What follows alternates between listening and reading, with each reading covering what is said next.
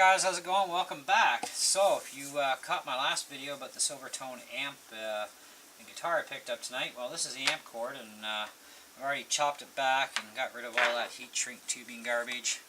So now I'm going to show you how to actually do one of these. So, you got to kind of feel around and move things around, see where it's shorting at. In this case, it was all in this area here. And so I just cut it back in behind all that shrink tubing. Gives me a little bit of extra room to play with, and it only takes a couple of inches off the cord, like maybe tops 9 inches. Anyway, so I'm starting to prep this end, but I wanted to show you on the other end how to prep it.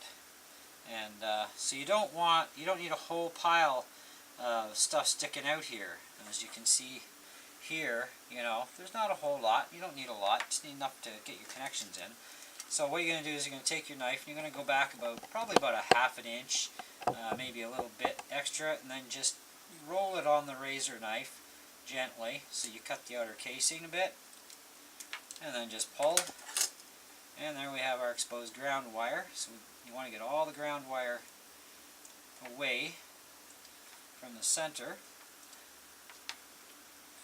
And by doing these both at the same time, and you reassemble one at a time, you don't have to try and guess, oh, where's the live go? Well, it's kind of obvious where it actually does go, but some people just don't, pay that close attention, and that does happen. So now we're going to do the same sort of thing with this. We're going to roll this, because this is a double casing on the middle. So we'll get rid of the little tubing. And we got a little bit here left. Get it to crack a bit. You don't want to bugger it up, because otherwise you'll be recutting the thing back. Just roll it on the knife.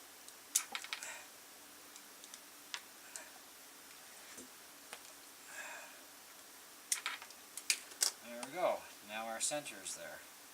So twist the wires, usually counterclockwise or clockwise, whatever you're comfy with. I like to do everything clockwise myself. And so the next thing you got to do is tin the ends. So you're going to need some soldering paste. And of course solder and a soldering iron. This is about a 30-watt iron with a larger tip. Works beautiful for doing this sort of stuff with.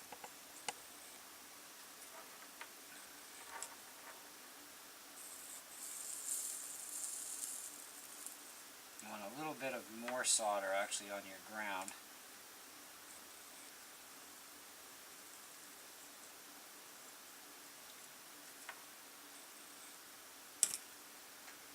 So it is a much thicker wire. Sometimes you got to put a little bit of extra paste to get a little bit more in there.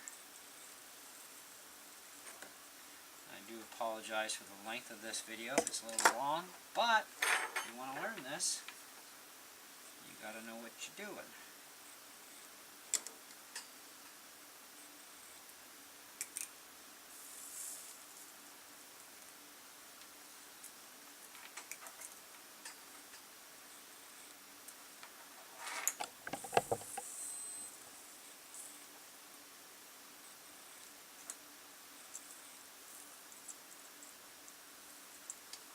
Okay, so that's all tinned.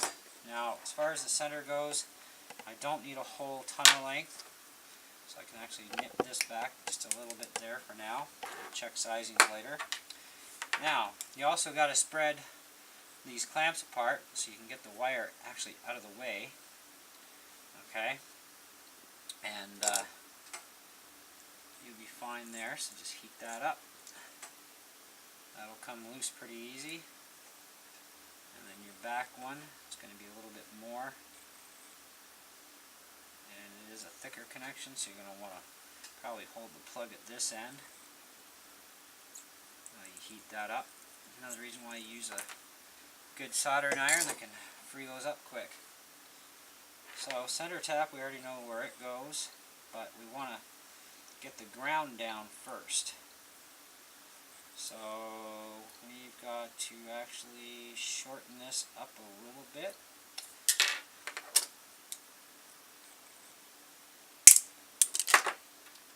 And we're going to have to do the same with center tap.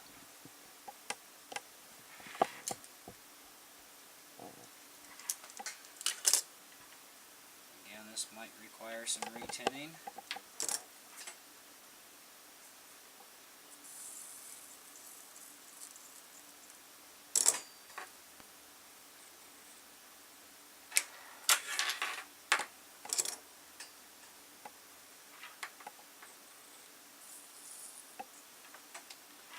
Okay, now if you have something you can use to hold the thing with, and we make a mess,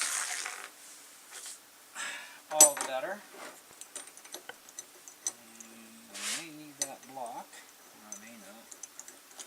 We'll see, probably not. No, we're not going to need the other block.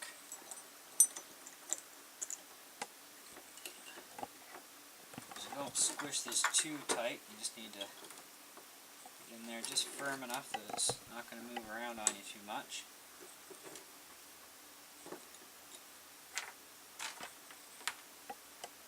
And that looks like that'll be good. So we're going to put our ground in first. So we're going to snap that into place. And remove our wire.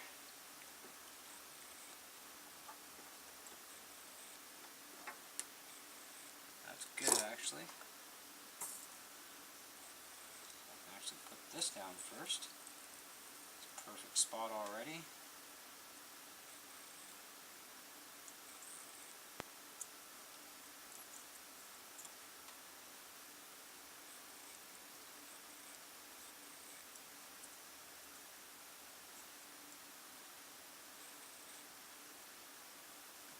Okay, that actually looks really good there. Now, also remember to put your caps back on the cable first in the direction that they'll be threading in with. That's kind of like really super important.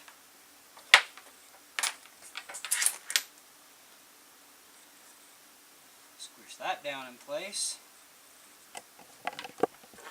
Take a pair of pliers.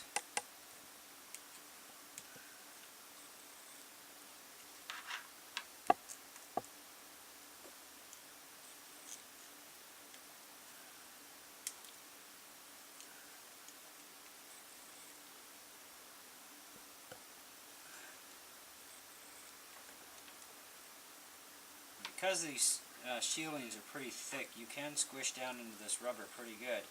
And you want to do that so that it doesn't yank out on you. Now,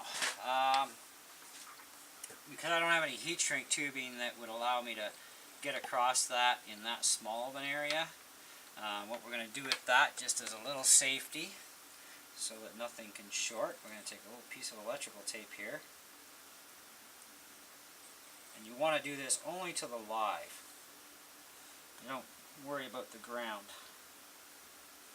First we got to get the damn tape off here too. There we go. So about 1.5 inches. Probably don't even need that much, but let's see how it wraps over.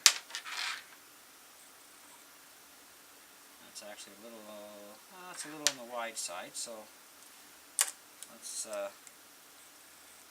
cut a sliver off there.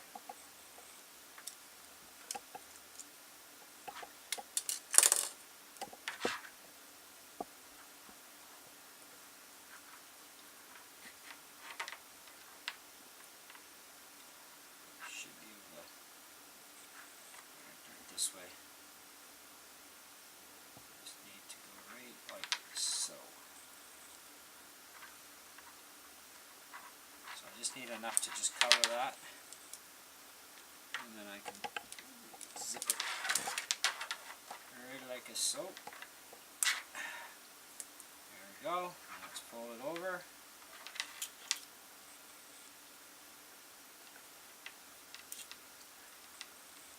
Just push in just a bit. And voila, we're done.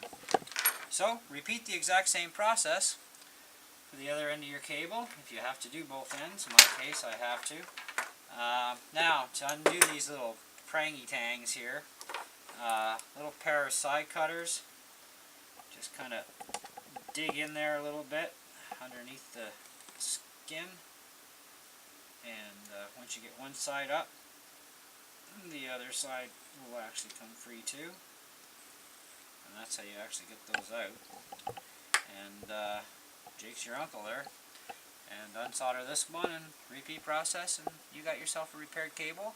I'm not going to end the video here because we're going to test this thing out in a few minutes as soon as I'm done, so stay tuned, it'll be instant for you. Alright guys, we're back! And we're going to test it with the cord. So, that end's good. No problems.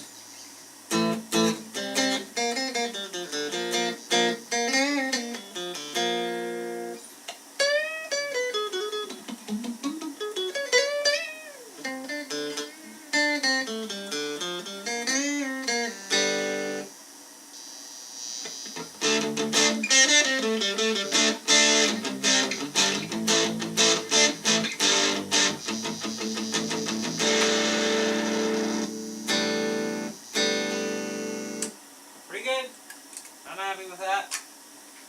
That gets the job done. So, now you know how to fix an amp cord. Now, it's not always going to be that simple either, which is something else I want to make note of. But 9 times out of 10, it's always at the ends, and it's always within the first couple of inches. So, you know, you even up your ends here, right?